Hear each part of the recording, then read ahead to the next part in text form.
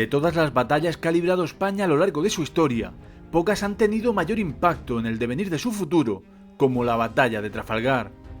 En ella no solo se sufrió una derrota tan dolorosa que aún se entona en el himno de la Armada, sino que las consecuencias que se produjeron dieron inicio al principio del fin de un imperio ya en decadencia, y a un siglo, el XIX, el gran olvidado, pero que ha influido más que ningún otro en lo que hoy somos como país. Hoy nos acercamos a conocer la batalla de Trafalgar. Comenzamos.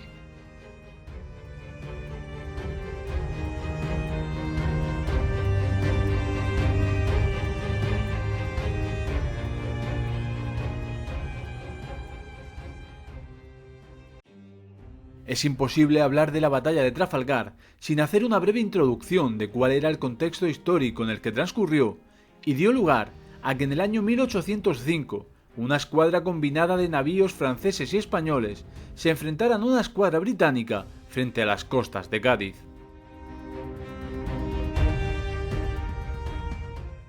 A finales del siglo XVIII el Imperio español no pasaba por su mejor momento. Décadas de guerras, conflictos y sobre todo la nefasta gestión de sus dirigentes había provocado una lenta pero progresiva decadencia en el otrora gran imperio. Al mismo tiempo, sus dos tradicionales oponentes, Gran Bretaña y Francia, habían seguido trayectorias opuestas, aupándolas ya en aquella época a potencias dominantes. Por una parte, Gran Bretaña había centrado sus esfuerzos en posicionarse como una potencia marítima, gracias a su bien armada y adiestrada marina de guerra, que comenzaba a dominar los mares, superando a sus rivales. Por su parte, Francia orientaba sus esfuerzos en su expansión territorial por tierra, gracias en gran medida a la gran diferencia poblacional que tenía sobre sus vecinos, que le permitía el reclutamiento de grandes ejércitos. Y también, por qué no decirlo, al talento de su emperador Napoleón, que llevó a la joven república a dominar el continente europeo durante algunos años. Desde la Guerra de Sucesión Española a principios del siglo XVIII y de la llegada al trono de los Borbones, España había entablado una larga alianza con el vecino francés, que llegó a su fin con el estallido de la Revolución Francesa. Este cambio de régimen en Francia hizo temer a Carlos IV ante la posibilidad de que el ardor revolucionario llegase a España, por lo que la política hacia Francia cambió radicalmente, hasta el punto de entrar en guerra encuadrada en la primera coalición contra la Primera República Francesa. España saldría derrotada de esta guerra firmando la Paz de Basilea en 1795, y tan solo un año después se firmaba el Tratado de San Ildefonso, por el que ambos estados, España y Francia, se aliaban contra su enemigo común, Gran Bretaña.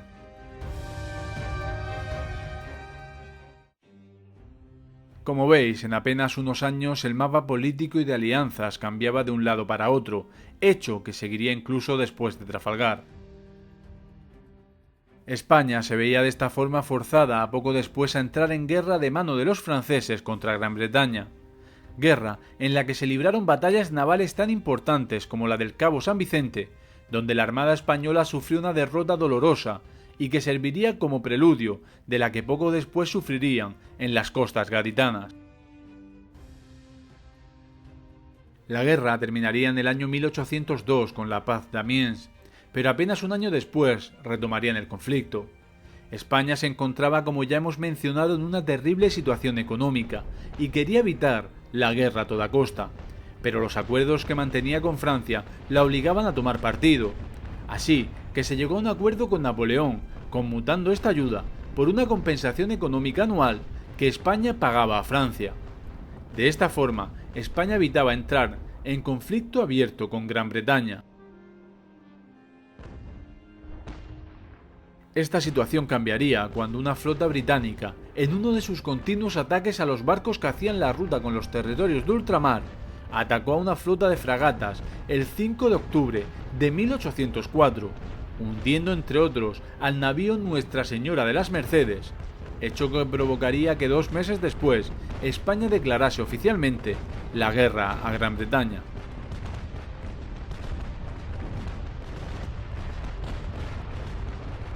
Bien, en este contexto es en el que se desarrolla la batalla de Trafalgar. Aunque España seguía siendo una potencia importante en el plano internacional, lo cierto es que el auge de la Francia de Napoleón Bonaparte en Europa había sido de tal magnitud que era esta la que realmente tenía el mando sobre la coalición. El enemigo común era Gran Bretaña, y sería Napoleón quien urdiría el plan que le permitiría la anhelada conquista de las Islas Británicas, para lo cual requería de la ayuda de la aún importante, aunque ya bastante mermada, Armada Real Española.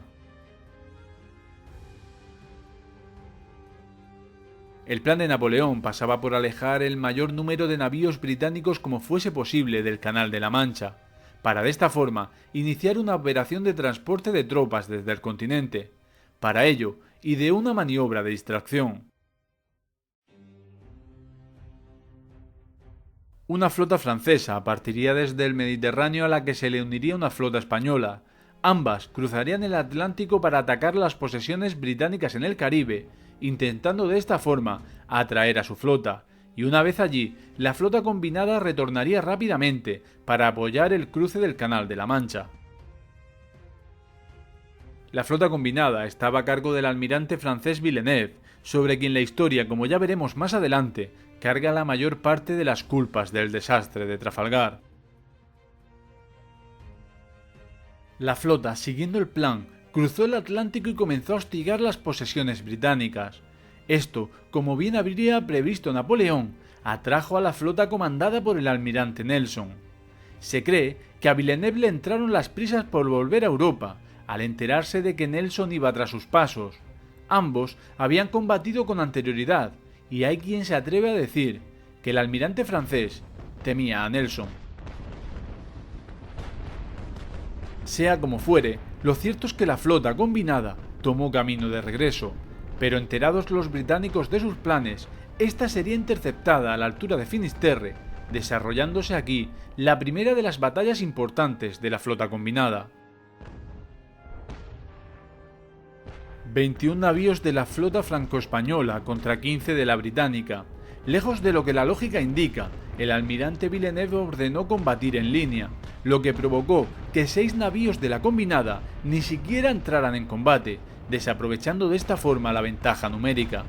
Por si esto fuera poco, la refriega comenzó en el lado por donde se encontraban los navíos españoles, perdiendo 2 navíos como consecuencia del combate, en otra derrota en la que se partía con ventaja numérica.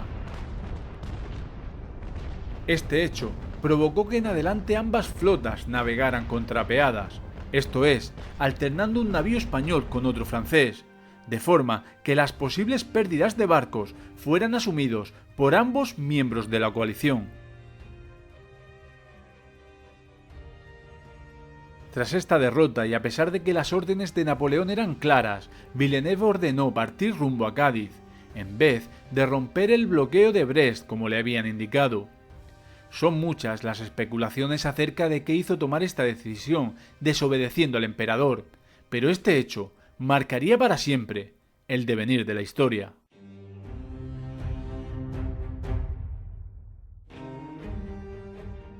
A Cádiz llegaría la flota combinada el 21 de agosto, donde permanecería refugiada en el puerto de la ciudad milenaria. Mucho se ha especulado sobre cuáles fueron los motivos que llevaron a Villeneuve a ordenar salir a la flota, en contra de los consejos de los almirantes españoles, que le indicaban que esperase, ya que se acercaba el mal tiempo y eso debilitaría a las fuerzas británicas que patrullaban las costas a la espera del combate. La mayoría coincide en el hecho de que la decisión de Villeneuve de ir rumbo a Cádiz provocó su destitución por parte del emperador, y aunque ésta aún no se le había comunicado de forma oficial, pudo llegarle por medios extraoficiales. El almirante, en un intento de recomponer su imagen ante el emperador, quería tener una gran victoria ante la flota británica. Esto fue lo que pudo forzar la salida de la flota del puerto de Cádiz, no sin las protestas de los mandos españoles, a los que el francés se atrevió a llamar cobardes por aconsejarle esperar. La historia daría la razón en todo a los mandos españoles, pero estos, en un alarde de valentía y honor, aceptaron las órdenes de Villeneuve a sabiendas de las consecuencias.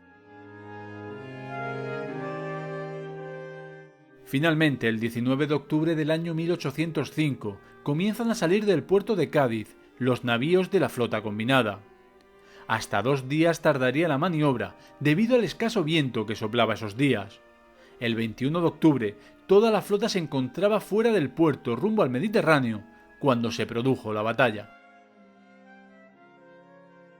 33 navíos de línea entrarían en combate por parte de la flota combinada franco-española, 18 franceses y 15 españoles, además de otros barcos auxiliares, con un total de 27.000 hombres a bordo.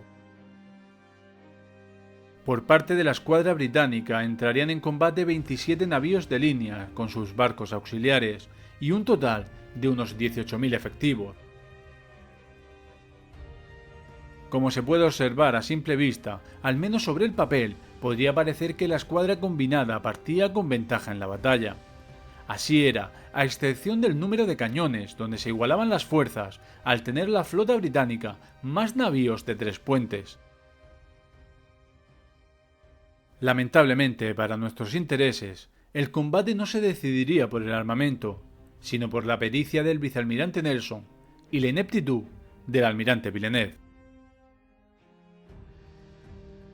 La flota británica avistó la línea formada por la flota combinada y rápidamente Nelson ordenó formar 2 columnas con las que cortar por el centro de la formación aliada. Villeneuve, en otra decisión absurda que los propios mandos del resto de la escuadra incluso dejaron por escrito, ordenó virar en redondo para tomar nuevamente rumbo al puerto de Cádiz. En las bitácoras de algunos almirantes llegó a escribirse que en ese momento sabían que estaban muertos.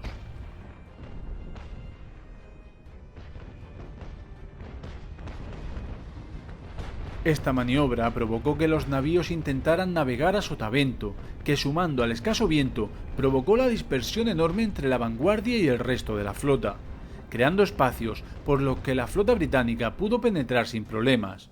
Y así fue, las 2 columnas cortaron la línea franco-española, y recibiendo de esta forma los primeros navíos el fuego más temido de la época, el conocido como fuego de enfilada.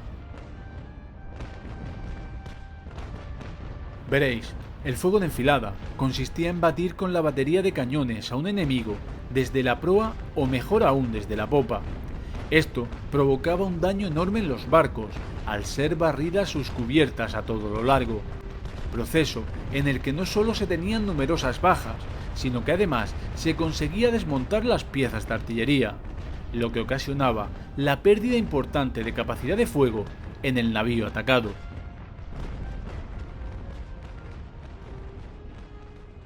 Como decía, las 2 columnas británicas cortaron la línea enemiga y batieron con fuego de enfilada a los primeros navíos. Por si esto fuera poco, los navíos de vanguardia estaban demasiado lejos y tardarían muchísimo en llegar al combate, por lo que durante las primeras horas los británicos lucharon casi siempre en superioridad de 3-1, con el consiguiente destrozo para la flota combinada.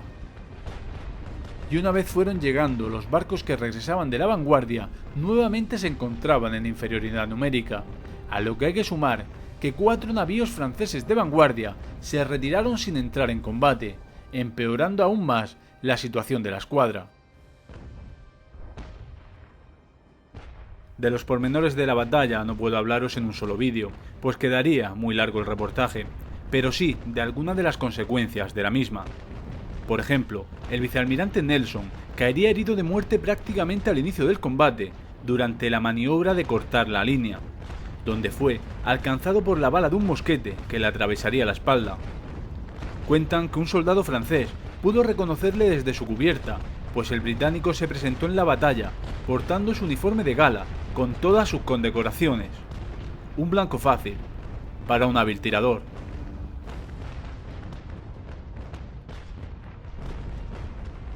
Por parte española se perdió no solo grandes mandos de la Armada, sino gran parte de la intelectualidad, marinos ilustrados que componían la élite científica de nuestro país en aquella época. Entre la carnicería que supuso la batalla, hubieron numerosas muestras de valentía y arrojo, como el propio Cosme Damián Churruca, quien clavó la bandera en su barco como signo de que no había rendición posible, y se lucharía hasta la muerte.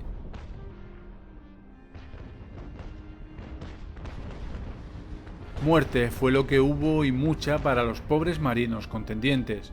Más de 1.200 fallecidos por parte de España, casi 3.000 marinos franceses y entre 600 y 800 bajas para los británicos. De los 33 navíos que la combinada presentó al combate, solo 15 regresarían al puerto de Cádiz, siendo capturados o hundidos los 18 restantes. Tan pronto se llegó a Cádiz, se rearmó rápidamente las tripulaciones con la intención de rescatar a algunos de los barcos que los británicos remolcaban rumbo a Gibraltar, entre ellos el único e irrepetible navío de 4 puentes, el Santísima Trinidad. Pero como bien habían previsto días antes los mandos españoles, ya el día 22 de octubre, un fuerte temporal arreció en la zona, dificultando la navegación y provocando el hundimiento de algunos de los barcos apresados.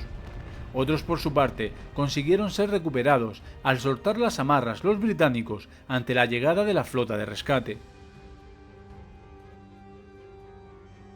Finalmente, solo 4 navíos capturados llegarían a Gibraltar. Como podéis observar, el número de navíos perdidos en la batalla no fue excesivamente alto, pero sí lo fue la calidad de los mismos, y más aún, el número de bajas, incluidas entre ellas, como ya hemos mencionado, las de la cúpula intelectual y científica de la Real Armada, de la que ya nunca se recuperaría. Esta derrota dejó a la Armada en un estado lamentable que se agravaría poco después con la invasión napoleónica de la península y los costes que ello supuso. Como consecuencia, España perdería capacidad de comunicación con los territorios de América y con esto comenzó el inicio del fin del Imperio Español. Muchos son los detalles que no he podido añadir al vídeo, así que si os gusta la temática dejádmelo en comentarios. Y es posible que regresemos a la batalla para tratar algunos detalles ya sea de los navíos, de los contendientes o del armamento utilizados, así como de las tácticas. Espero veros en el siguiente vídeo, dejad un like y suscribiros si no lo estáis. Nos vemos en el siguiente y como siempre os digo, no dejéis de ser curiosos. Adiós.